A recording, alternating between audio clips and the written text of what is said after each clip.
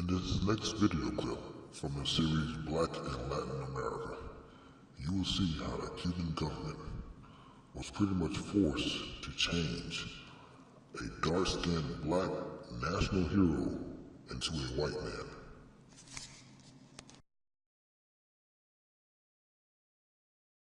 man. Did the Americans coming change race relations? I think so. The official policies of the American government were incredibly racist, and they even tried, during the occupation, to impose segregationist policies. For example, when it came to choosing the staff that would form the police force or the artillery, which used to be multiracial, the US government forced Cubans to create separate bodies of black and white people.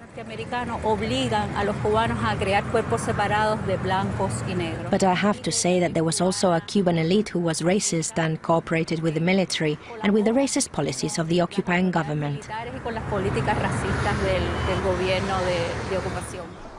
While some white people challenged American attempts to prevent black veterans from voting, America's racist policies were music to the ears of some of the Cuban elite, the descendants of the same people who had maintained slavery for so very long. I've come to the anthropology department of the University of Havana, where a century ago, as a black man, I wouldn't have been welcome. In accordance with the government's official racism, two anthropologists decided to whiten the history of the War of Independence in the most fundamental way. Imagine if Ulysses Grant had died during the Civil War.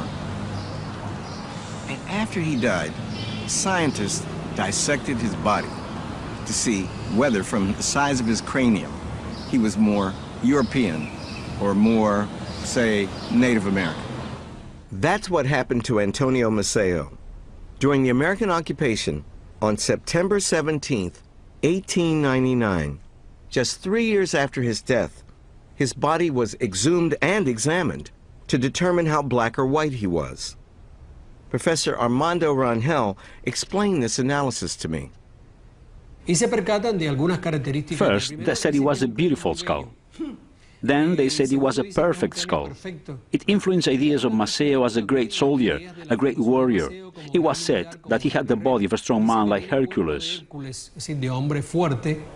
But Armando, it sounds like they were worried that he might be too black, that they didn't want this great man to look like the African. They want him to look like a European. If Maceo was a superior man, then he couldn't be black. The superior man would have to have European characteristics, and that was really a mistake, a scientific mistake made at the time. There is a curious fact in the history of the Republic. The more these investigations went on, the whiter the images of Maceo became, and his face became more European.